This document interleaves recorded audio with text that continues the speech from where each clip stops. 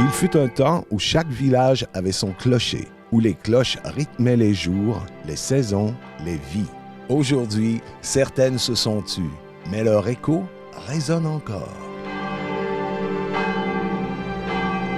C'est très important dans une vie d'avoir une histoire qui a rapport à la population et les églises en font partie. Alors l'Église, c'est une enveloppe qui raconte quelque chose, mais des fois, au-devant des petits trésors, on découvre tout un monde qui nous permet d'aller encore plus loin dans l'histoire religieuse du Québec. D'abord, l'Église, elle est très belle, elle est originale. Dans cette Église, il y a un esprit spécial. Quand les gens viennent, ils nous disent ça. Moi, j'admire les gens qui tiennent à leur Église. Et je leur rappelle toujours qu'elle est là parce qu'au départ, au point de départ et aujourd'hui, il y avait et il y a une communauté dans laquelle elle vit, cette Église-là. La grande Église avec un E majuscule a besoin d'une petite Église avec un E minuscule. J'ai le privilège de vous inviter à venir visiter l'Église de Beaumont avec toute sa beauté et son histoire. Il arrive souvent que des fois des gens, durant la période estivale, s'aperçoivent que l'Église est ouverte la première chose, des fois la première question qui se pose, c'est « peux-tu rentrer ?» C'est sûr que nous, quand une église est ouverte, c'est une maison accessible à tous et à toutes. Et c'est une maison, je dirais à quelqu'un qui rentrerait là, pour la première fois dans une de nos belles églises patrimoniales, parce qu'il y en a de tout ordre, il y en a de toute époque, mais dans celles plus anciennes, d'abord, savoir que c'est la maison de prière, c'est la maison de Dieu, c'est la maison de prière, et tout ce qu'elle va trouver dans ce bâtiment-là va venir, d'une manière ou d'une autre, selon les époques, exprimer cela. Nos fenêtres ont des feuilles de lys.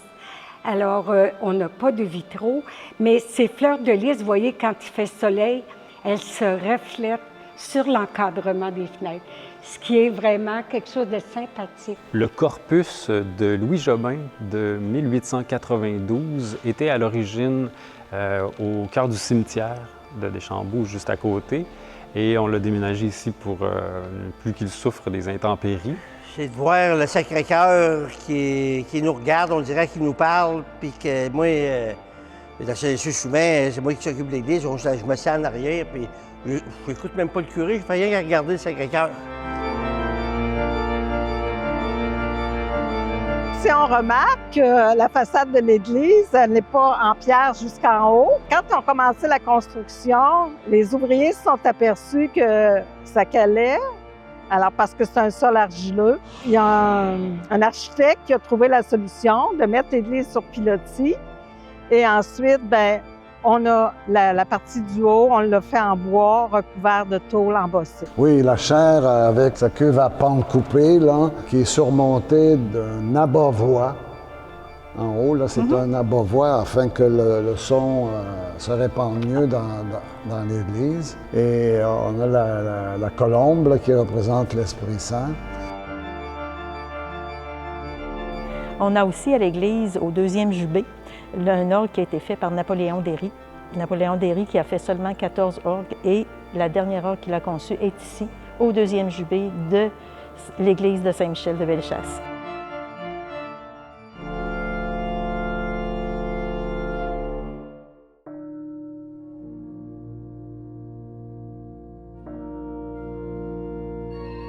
Beaucoup de communautés sont en réflexion ces années-ci et font face à des choix difficiles.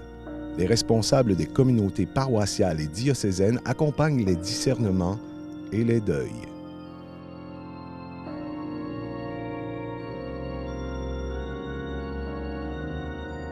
On y croyait, on n'y croyait pas. Alors, à un moment donné, ça s'est confirmé. Puis ma réaction personnelle, ça m'a perturbée. Mon cœur a fait des sauts, des petits sauts de crapaud, comme on dirait. Je m'en cache pas, j'ai eu des larmes. L'image de la maison familiale qui a bien servi une famille, mais qui devient un jour subitement trop grande, parce que les gens, le couple se retrouve seul, les parents, ou un des deux parents est décédé, l'autre reste seul.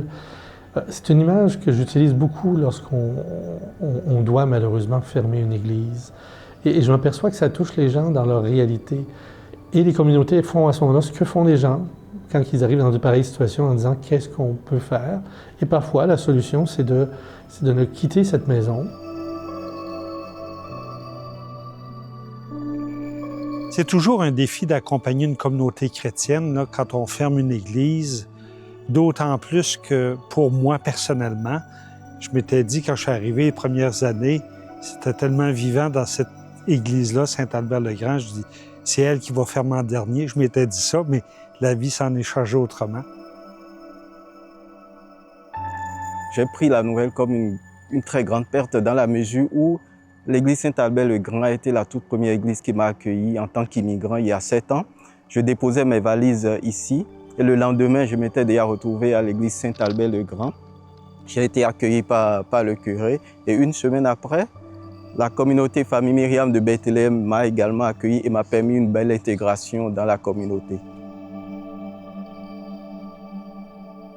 Le choix de conserver une église est un choix complexe, j'allais même dire délicat. J'ai été chancelier là, dans les 14 dernières années et j'ai vu beaucoup évoluer les critères. Il y en a plusieurs. Le premier élément, d'abord, c'est que la décision revient à la communauté chrétienne. Donc, depuis 4 ou 5 ans, et même plus, toutes les communautés chrétiennes regroupées dans les unités missionnaires et en paroisses qui ont été renouvelées ont été invitées d'abord à faire ce qu'on appelle un plan directeur immobilier, c'est-à-dire essayer de projeter dans le temps les usages pastoraux, qui sont d'abord le critère premier, qu'on devra préserver dans l'avenir. Et à partir de cela, ils arrivent à des décisions difficiles qui ont été de déclarer des bâtiments excédentaires. Et là, pour déclarer un lieu excédentaire, là, il y a une série de critères. Les gens vont regarder le carnet de santé, l'état du bâtiment. Il y a le critère, bien évidemment, de la valeur patrimoniale. Dans plusieurs municipalités, dans plusieurs régions, il y a eu des classements qui ont été faits sur la haute valeur patrimoniale. Parfois, on apprend qu'il y a un élément de l'Église qui doit être préservé. Des fois, c'est l'Église en entier. Parfois, c'est l'orgue. Donc, il y a déjà là des nuances à faire. Donc, c'est tous des critères qui font que chaque Église devient presque un cas d'espèce. Des fois, c'est la proximité aussi ou la situation de l'Église. Il y a des églises qui sont le cœur d'un village. Et parfois, les gens disent, on ne peut pas fermer ce lieu-là parce que c'est le cœur de notre vie sociale, même pour ceux et celles qui ne sont pas croyants. Donc, tous ces critères-là doivent être pris en compte. Donc, ça va à l'évidence que c'est le milieu qui doit prendre la décision. L'église Grondines, ici, représente pour les gens du village une partie importante de leur vie. Ici, c'est un petit village. Les gens se connaissent beaucoup et puis il y en a plusieurs qui sont encore présents dans le village, qui ont participé à l'entretien de l'église, puis à la faire valoir, et puis pour aussi les messes et tous les événements religieux dans la communauté.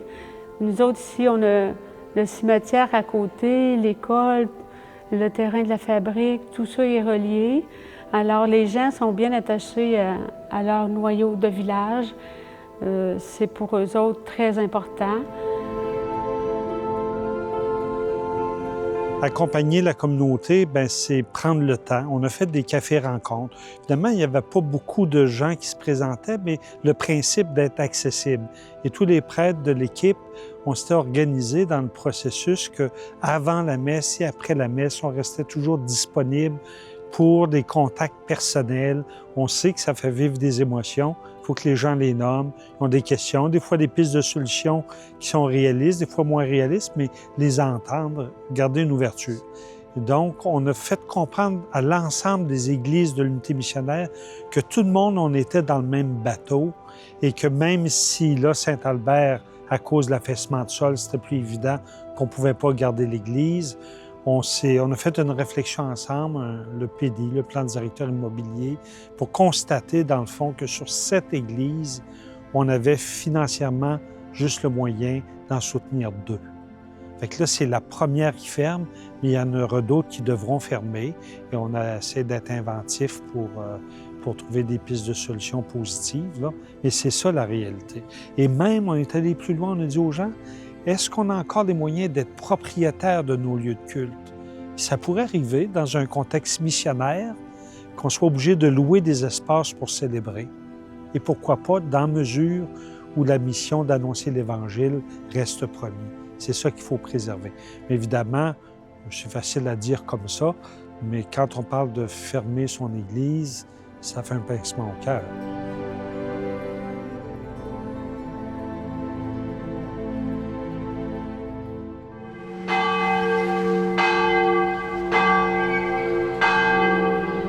Je vais attirer votre attention sur les anges du jugement dernier, qui eux aussi ornaient le cimetière. En fait, ces deux anges-là se trouvaient de part et d'autre sur les pilastres de l'entrée du cimetière. L'ange à la trompette et l'ange à la balance. Les cloches, on a un ensemble de 3 cloches qu'on a nommées Jésus, Marie, Joseph. Et ces cloches pèsent un peu plus de 3 tonnes. Ce sont les plus lourdes de Bellechasse. Il existe plusieurs avenues lorsqu'une paroisse ne peut plus maintenir le statu quo. On pense aux usages partagés ou à la vente. Il existe de très nombreux cas de figure. On cherchait depuis des années à faire quelque chose pour utiliser davantage l'Église qui malheureusement est fermée en semaine et qui sert beaucoup moins qu'avant. Alors, finalement, on est tombé sur une idée géniale de faire une salle communautaire pour les gens d'ici. Ça a été fait par des bénévoles de Saint-Charles qui ont fait la menuiserie, la peinture et tout ce qui pouvait être fait par des bénévoles, puisqu'on a fait de notre mieux pour que cet agrandissement intérieur-là s'harmonise bien avec l'Église. Ce qui fait que quand on est dans cette Église-là aujourd'hui, on a l'impression que ça a toujours été fait comme ça. Quand les communautés se retrouvent à se poser la question « qu'est-ce qu'on va faire avec notre Église? On n'en a plus les moyens, ou le toit commence à couler, ou la plomberie date maintenant de 70 ans. » Donc, toutes ces questions-là font partie du discernement. Et là, il y a des avenues. Historiquement, la première avenue qui s'est développée assez rapidement, il y a 25 ans, a été de l'offrir aux municipalités. Et souvent, la réponse a été pour $1. Et ça s'est fait à plusieurs reprises. Ensuite, il y a eu évolution dans les projets. Il y a eu aussi une époque où, avec des municipalités, il y avait une variante où on faisait un lieu communautaire avec vocation partagée. Depuis une dizaine d'années, il est apparu diverses autres solutions. Il y a parfois des paroisses elles-mêmes qui ont transformé leur église en lieu multi-usage. Je vais vous parler du bureau qu'on a fait. Donc, le bureau qu'on a fait à l'arrière de l'église nous a permis d'aménager pour la secrétaire de la fabrique de la paroisse Saint-Benoît de Bellechasse et aussi pour la corporation de cimetières, les cimetières de la Seigneurie en Bellechasse. De même, on a un partenaire qui est l'entrepreneur de Ponts Funèbres. Donc, ces partenaires-là nous amènent des loyers. Donc, ça crée des revenus supplémentaires qui nous permettent de subvenir à l'entretien de cette belle église. Je salue et je remercie tous ceux et celles qui travaillent fort, qui veulent conserver leur lieu de culte, qui est souvent un lieu identitaire au milieu d'un quartier ou d'un village, d'une municipalité. Mais c'est un grand défi, un défi qu'ils doivent relever ensemble. Hein? Et ça sera possible, bien sûr, en regardant au niveau économique, au niveau des rénovations, de l'entretien, tout ça. Mais ce sera possible aussi à la mesure qu'on va entretenir la vie chrétienne dans cette communauté-là. Alors, notre devoir, c'est d'investir pour que la communauté soit vivante, qu'elle transmette la foi, qu'elle donne le goût de poursuivre. Des générations ont soutenu et nous voulons regarder à l'avenir et dire on est encore capable de travailler pour que nos communautés soient vivantes et que d'autres connaissent la joie de vivre la foi chrétienne et de se rassembler.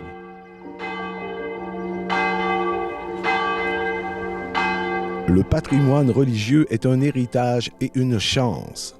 Les communautés font appel à toute la population pour continuer de le valoriser, de le passer aux prochaines générations.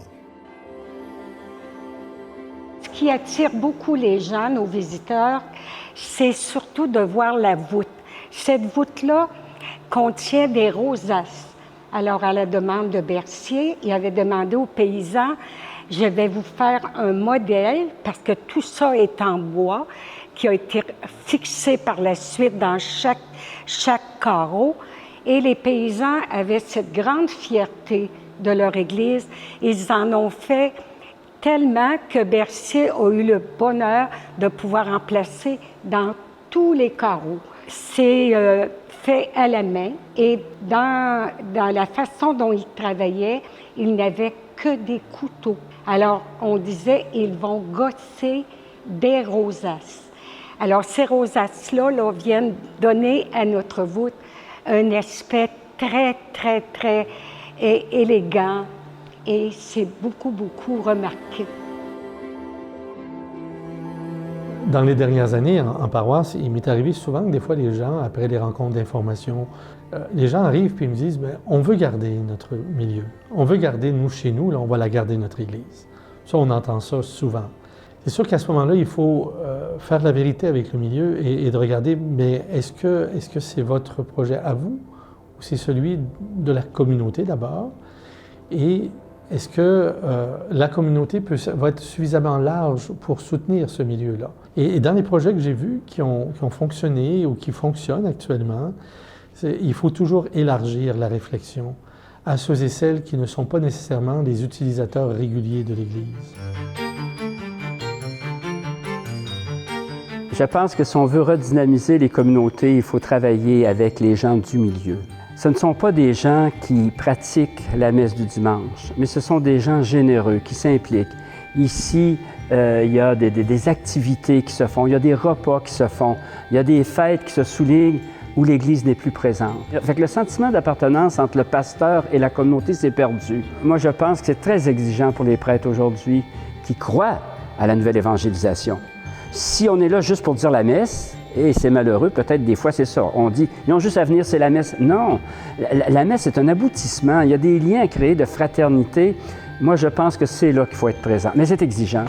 Donc, cet élément d'union entre l'Église et la communauté locale doit passer par une présence aux activités. Ça ne veut pas dire de négliger nos liturgies, au contraire, la liturgie est un lieu de rassemblement. Mais si l'équipe mise seulement pour des belles liturgies, et qu'elles oublient qu'il y a des handicapés, qu'il y a des personnes âgées, qu'il y a des lieux d'aller se rassembler, on passe à côté. Alors à ce moment-là, quand on se présente à une table de concertation avec des élus municipaux ou avec les organismes du milieu, ils ne nous connaissent pas. Et il faut se faire connaître. Et je pense qu'il y a de l'ouverture en autant que nous aussi, on a de l'ouverture. Nos lieux de culte sont beaux, mais ils peuvent être réutilisés tout en respectant le lieu sacré pour autre chose. Alors, dans notre Église, nous avons l'exposition Patrimoine et Tradition qui a été conçue par M. Daniel Pouliot et sa conjointe. Et c'est la 4e année qu'on a cette exposition dans notre Église. La collection appartient à la municipalité de Bellechasse et la Fabrique accepte généreusement d'héberger cette collection dans l'Église. Quand on a de jeunes enfants qui viennent voir l'exposition, on a un petit animal de cachet de chacun des côtés pour apporter le petit côté ludique, intéresser les enfants. Le but de M. Pouliot était naturellement de transmettre l'histoire du Québec. On voit souvent dans les médias que cette préoccupation du patrimoine bâti, le patrimoine historique de l'Église, spécialement nos églises et d'autres lieux, nous préoccupe, nous les catholiques évidemment, mais préoccupe plus largement la société.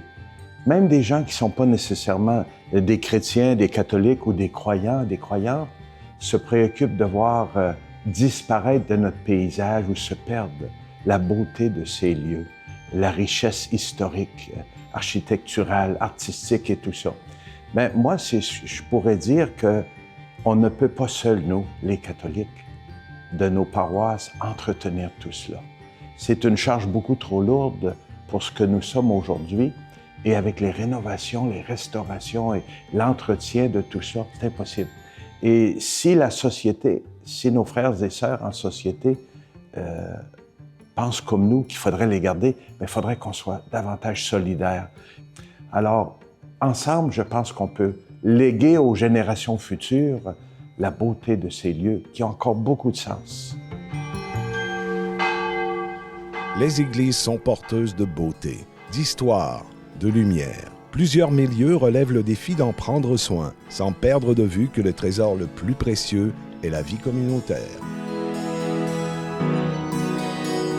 Alors ici, vous avez à nos bancs, ils ont une signification. C'est une dizaine de chapelets.